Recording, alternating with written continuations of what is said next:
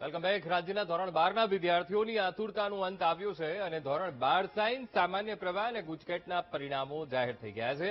ધોરણ 12ના 6,20,000 વિદ્યાર્થીઓના પરિણામો જાહેર થયા છે.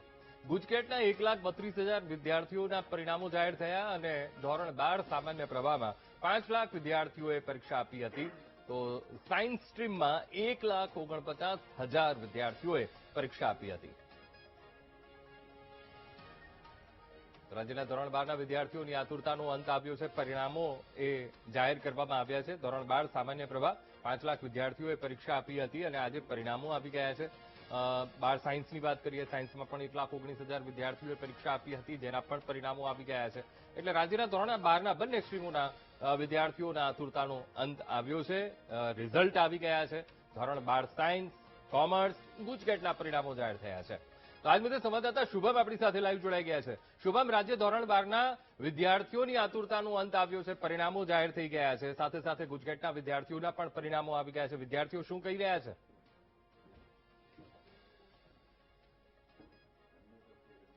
લાગે છે કે સંપર્ક કપાઈ ગયો છે. તો રાજ્યના ધોરણ 12ના વિદ્યાર્થીઓની આતુરતાનો અંત આવ્યો છે, પરિણામો આવી ગયા છે. રાજ્ય ધોરણ 12ના વિદ્યાર્થીઓના સાયન્સ સ્ટ્રીમ તેમજ કોમર્સ અને ગુજકેટના વિદ્યાર્થીઓના પણ પરિણામો આવ્યા છે. જે લોકોએ ગુજકેટની પરીક્ષા આપી હતી તે પણ પરિણામો જાહેર થઈ ગયા છે. સાથે સાથે ધોરણ 12ના 6,20,000 વિદ્યાર્થીઓ અને આ વિદ્યાર્થીઓના પરિણામો જાહેર થયા છે.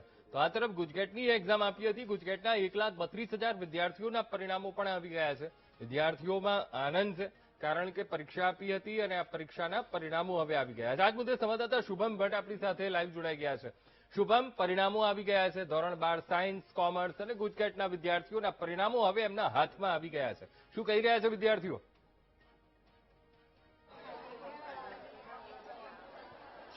ચોક્કસ અંકુર, ધોરણ 12 અમદાવાદ પરિણામો છે તે આવી ચૂક્યા છે. અમદાવાદની વાત કરવામાં આવે તો અમદાવાદની અંદર જે સાયન્સ છે તેમની અંદર 83% અમદાવાદ શહેરનું પરિણામ છે. તો સામાન્ય એટલે કે કોમર્સ પ્રવાહની અંદર 87% જેટલું પરિણામ અમદાવાદ શહેરનું. આપણી સાથે વિદ્યાર્થીઓ છે, જેમાં એક પરિણામ આવતા જ ખુશી છે તે જોવા મળી રહી છે. આપણી સાથે વિદ્યાર્થી છે, તેમની સાથે વાત કરશું. કેટલું પરિણામ અને કેટલી મહેનત હતી? મારું 655 ટોટલ છે, 94% થયા છે અને મહેનત તો ડેલીની 3 to 4 અવર્સની રહી છે અને એના પ્રમાણે સારું આવી ગયું છે. આગળ હવે શું કરવાનું? આગળ હવે બીબીએ કરીને પછી એમબીએ કરવાનો વિચાર છે. અને તમારું કેટલું પરિણામ? મારું 672 છે, 96% છે. આગળ શું કરવાનું પ્લાનિંગ છે? આગળ મેં સીએ કરવાનું વિચાર્યું છે, પછી જોઈએ. આપનું કેટલું પરિણામ? 654 છે મારું ટોટલ પરિણામ અને મને બહુ જ આનંદ થયો કે આટલું પરિણામ આવ્યું. મારા 10th માં 87 હતા, જે જોઈને મને 3%નો બહુ જ એ થતું હતું કે 3% માટે હું A1 ગ્રેડમાં રહી ગઈ. અને મેં મનમાં ધારી લીધું હતું કે ના, આ 12thમાં તો હું લાઈશ જ, ગમે તે થાય. અને આજે આવી ગયું એટલે આમ બહુ જ, એમાં મારા સ્કૂલ અને મારી ફેમિલીનો ફૂલ સપોર્ટ હતો. આ પરિણામથી ખુશ, કેવો આનંદ? હવે બહુ જ આનંદ છે. એકદમ આમ રિઝલ્ટ આવતું નતું ત્યાં સુધી એમ થતું કેટલું હશે અને જયારે આવ્યું ત્યારે બહુ જ આનંદ થયો. અંદરથી એમ થઈ ગયું કે બધી મહેનત સફળ થઈ ગઈ. ચોક્કસ અન્ય જે વિદ્યાર્થીઓ છે તેમાં ખુશી જોવા મળી રહી છે. કઈ રીતની ખુશી, કઈ પ્રકારનો માહોલ, કેટલા પર્સન્ટેજ છે? મારા 93% છે, મારું ટોટલ 652 છે અને હું બહુ ખુશ છું, એકદમ આનંદમાં છું. અને મારી મમ્મી અત્યારે એબ્રોડમાં છે અને એ મારાથી વધારે ખુશ છે. એમને મને બહુ ધ્યાન આપ્યું છે અને મારી સ્કૂલે અને મારી ફેમિલીએ બહુ ધ્યાન. આપનું પરિણામ કઈ રીતનું રહ્યું છે?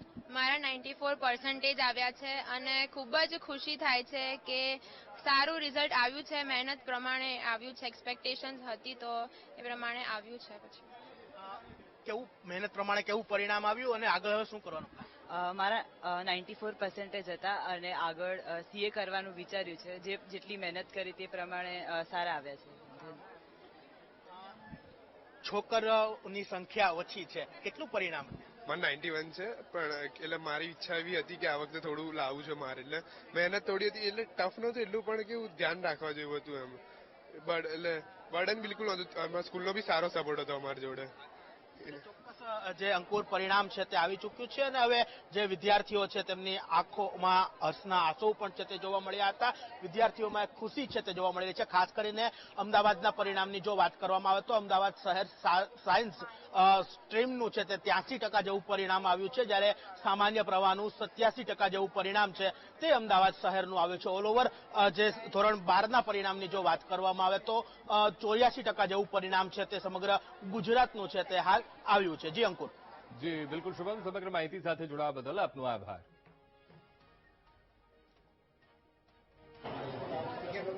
ગુજરાતમાં ધોરણ 12નું આજે પરિણામ આવ્યું છે અને અનેક વિદ્યાર્થીઓએ ઝળહળતી સફળતા મેળવી છે. હર્ષિતા અને જીવન છે જે લોકો અત્યારે આ પરિણામ છે એને કારણે ખુશી છે, કારણ કે 98.98% માર્ક્સ મેળવ્યા છે.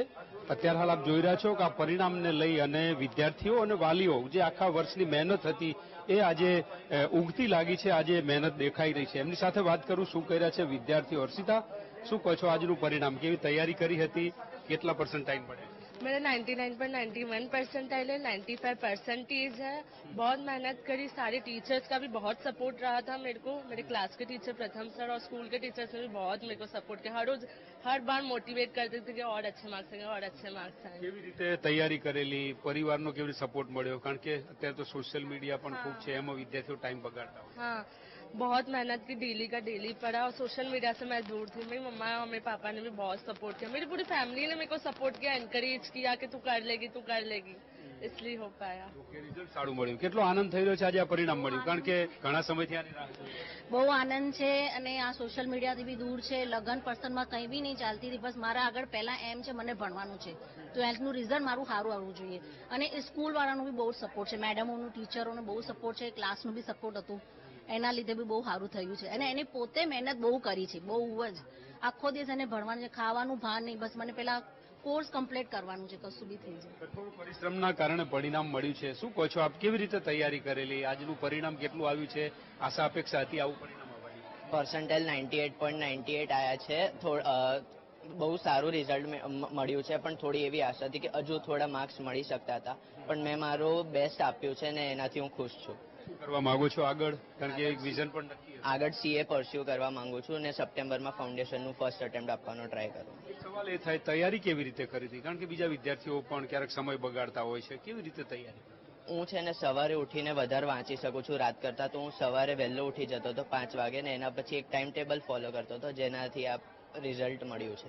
પ્રોપર ટાઈમ ટેબલના કારણે આ પરિણામ મળ્યું છે. કેવી રીતે સપોર્ટ કર્યો આપે, કેવી રીતે આ પરિણામ? બસ એનો ટાઈમ બધો સાચવવાનો, કે ટાઈમ ટુ ટાઈમ એને જમવાનું, નાસ્તો બધું એ ટાઈમ ટુ ટાઈમ એ થાય, એટલે પછી એને કઈ ડિસ્ટર્બ ના થાય કે એ કરી શકે.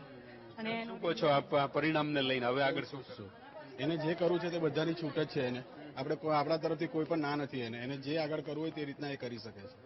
CA નો અભ્યાસ કરવાની આશા છે અને એમાં આગળ વધવાની આશા છે, પરંતુ જે રીતે સમયનો ઉપયોગ કરીને ટાઈમ ટેબલ બનાવી અને પ્રોપર મહેનત કરીને એના કારણે પરિણામ મળ્યા છે.